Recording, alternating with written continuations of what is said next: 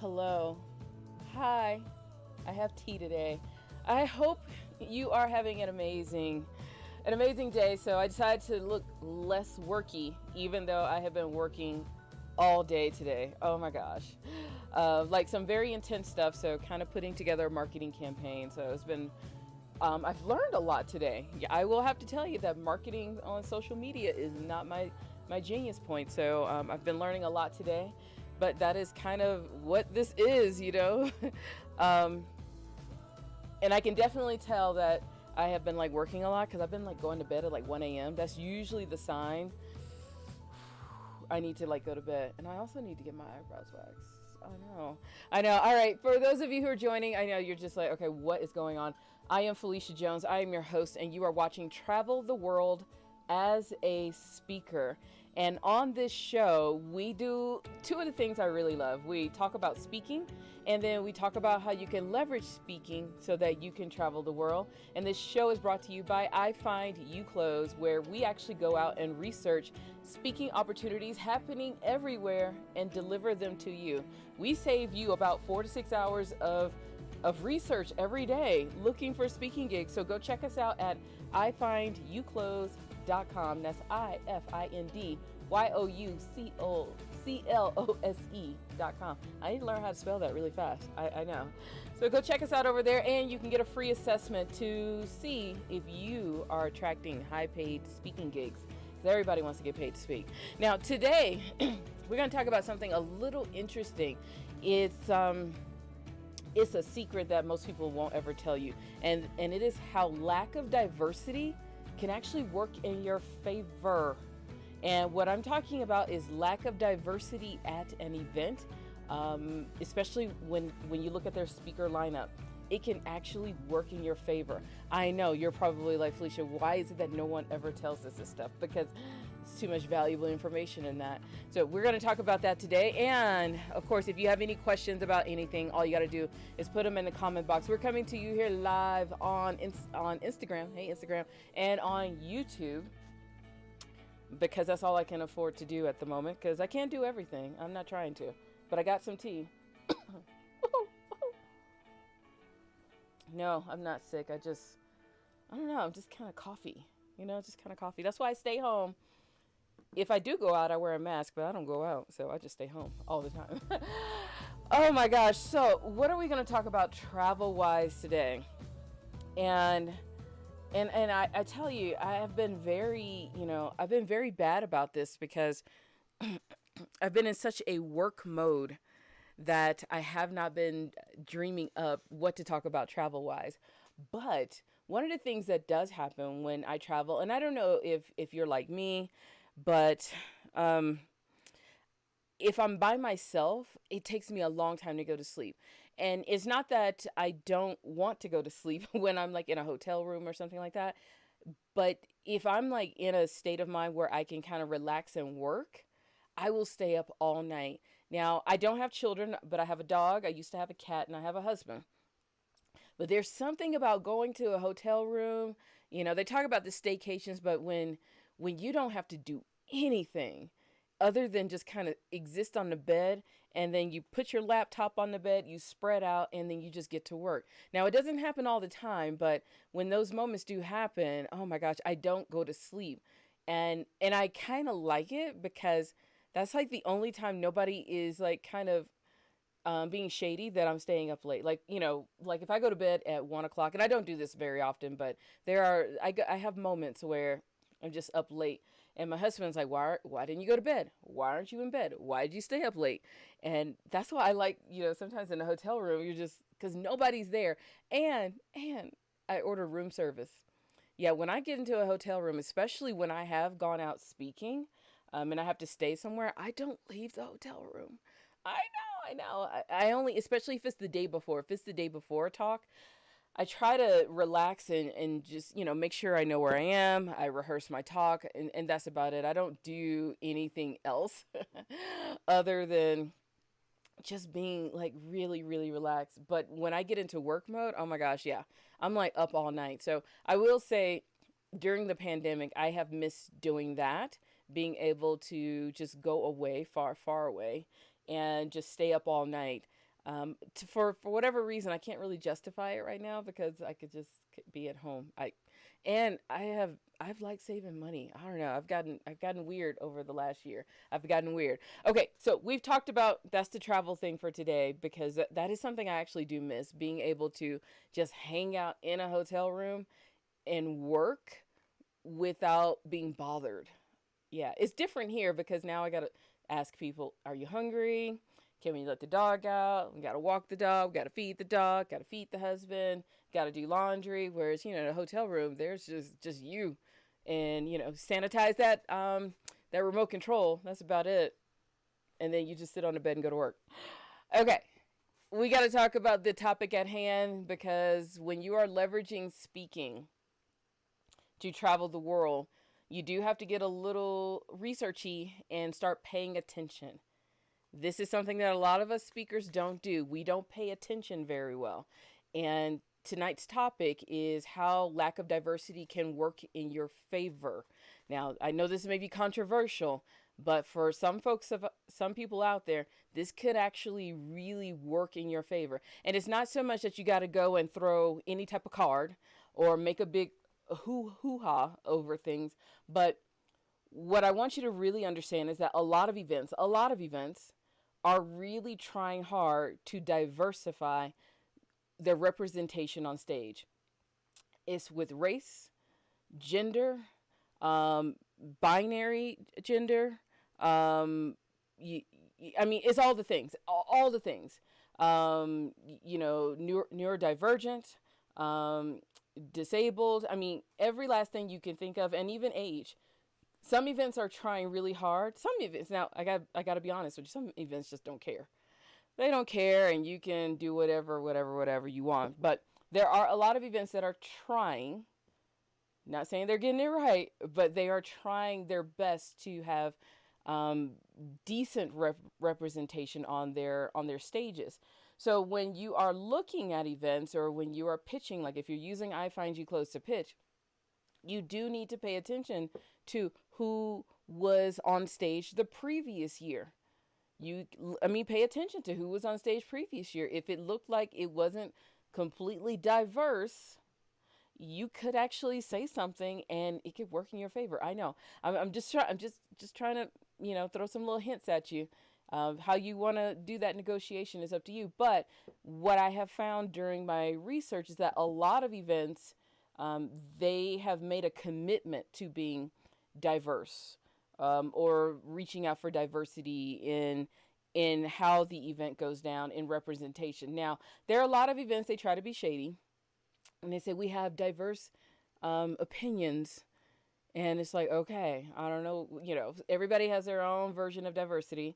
I'll give you one story. I was doing an event one time, and I was the MC of the event.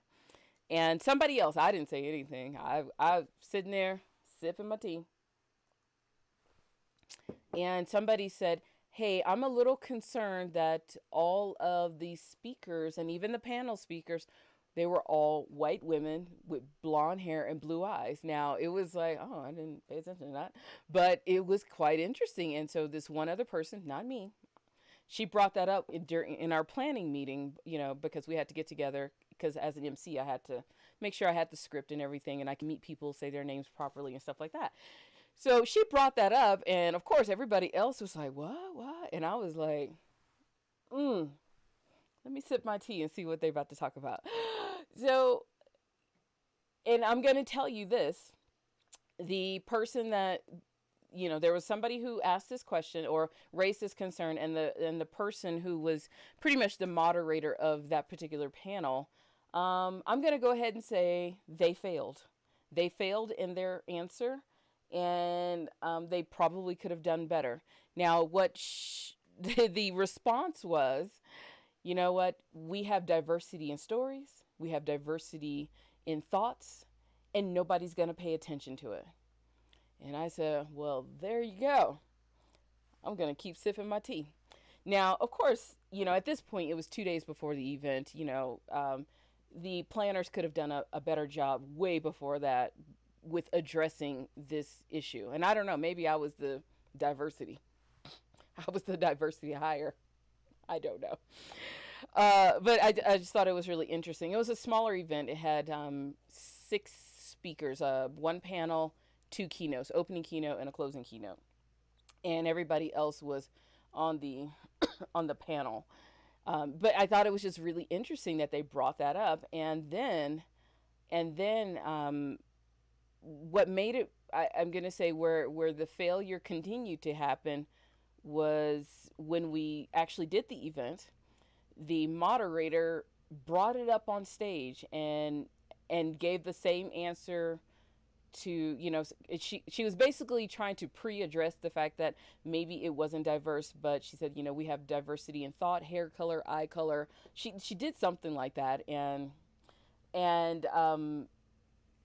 one, she would have been, it would have been better off if they had just not addressed this issue, but since she brought attention to it, she made a lot of people very upset in the audience.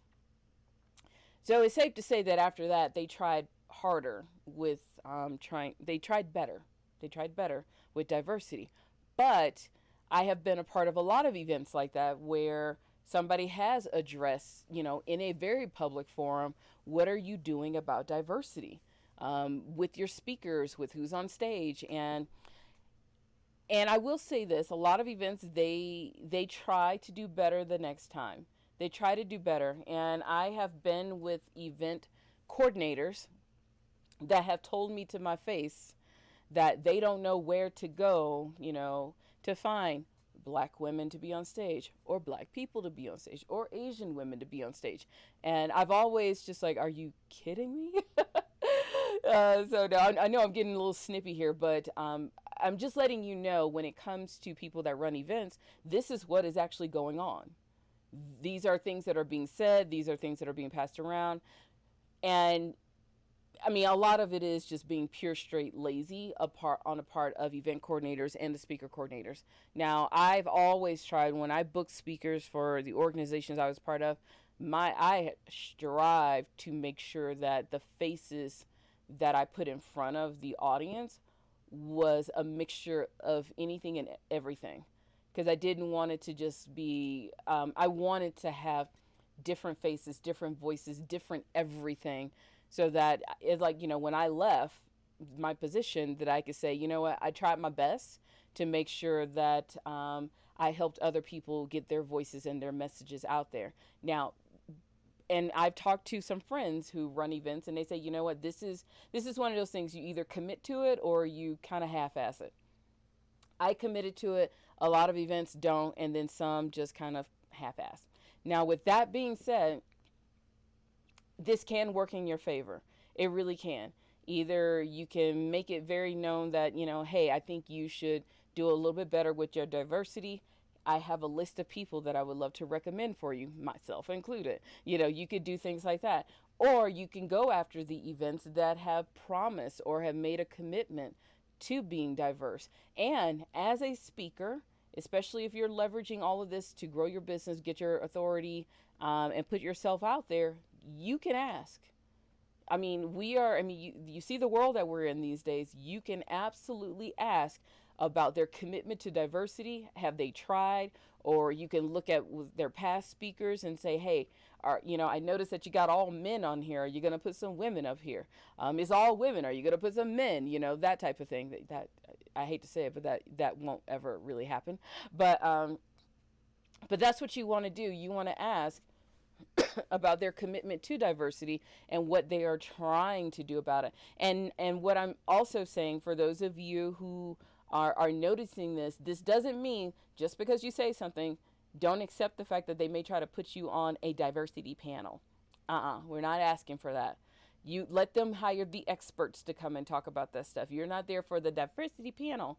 And if you feel uncomfortable with, somebody targeting you just because of you're the diverse hire, you can make it known. You'll have to make those decisions for yourself if that is how if you want to continue working with those people. Now, one of the things that I have done in the past, and this is just goodwill for speakers, and for those of you who are out there, what I have done in the past, after an event, I will recommend, other speakers, speakers that represent diversity and race and gender and all the things, after I've spoken, and just say, hey, I loved your event.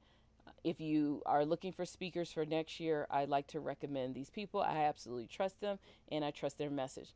So that is just a way to pay it forward. They may not pay attention to you. They may not select your speakers, but it's just a way of, if anybody ever tells you, like, hey, we just don't know where to find anybody, this is how you can help them out. But when it does come to some events that are lacking diversity, what I want you to do is just pay attention, see if they have committed to making their events diverse, and then definitely go for it. In our research, we have seen quite a few events that have made very bold statements of how they are committed to diversity, and I'm seeing a small number of events, which I am loving. They are committing to compensating their speakers. And not at the keynote level, not at $10,000, maybe just a couple of $100, but they have committed to compensating their speakers. Especially, I'm seeing it more for women-led events that are doing things like this. So all of this can really work for you. And the other thing is, if you are a person and your type, and I don't know the best way to say it, your type, your category or your type, or it's not genome, no. if you fall into a category that others consider underrepresented on a stage, I don't want you to get scared, and I don't want you to talk yourself out of it. What I'm seeing a lot of is, when you go and look at the year before's panel or speakers, people get very intimidated, and they say, oh my gosh, they'll never hire anyone that looks like me, thinks like me, smells like me, stands like me, whatever. We get to this point where we start get intimidated by what we saw or what we witnessed. One, never, ever, ever let that intimidate you. Please, never let that intimidate you. Go for it. Now, the reason why some of these events may not be diverse is, like I told you, sometimes it takes a commitment from the event to go out and find people. But some events are just straight up lazy. And they will tell you, oh, we've never had anybody apply. And I've had these arguments with people too. Trust me, I have been fighting on the other end. But some events do kind of take the lazy stance and say, we've never had anybody who applied that was deaf, that was hearing disabled. So what I want you to do is to never talk yourself out of something before you even try for it, okay? Just because you don't see your representation on the stage from previous events is not that they won't put you there. I mean, they may just don't know, they may not have had someone like you even asked to be on stage. So go for it. Please go for it. This is how things can work work in your favor, because some events, they really do want to be diverse. They just may not take that extra step to go out and make it happen. So that's why you are there. That's why I tell everybody who does sign up for iFind You Close, go for everything that fits.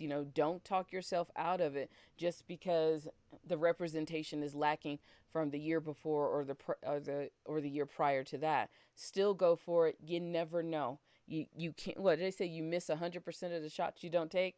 These are shots that a lot of people aren't taking. And all you got to do is be that one. Just be that one. Be just a little bit better than the person next to you who talked themselves out of it. Sometimes that's all it takes. I know. That's all it takes sometimes. It's just to do that. All right, that's all I have for you. Of course, if you got any questions about this, any concerns or comments about this, please let me know. This has just been something that I've noticed over the years. And when I say diversity, unfortunately, diversity is a large bucket. We've gotten to the point where diversity is a large bucket of I hate to say it, it's just a large bucket. I'm trying to be very careful with my words these days. It's a very large bucket. And unfortunately, on top of that is a lot of events, and a lot of event coordinators, speaker coordinators have their own version of what diversity is. Some people think diversity is hair color. Some people think diversity is eye color. Some people think diversity is thought. So you are going to be kind of battling quite a few of these things at the same time. But for those of you who are um, in a group that would be considered underrepresented on stage, go for it. Go for it. I don't care what it is. Go for it.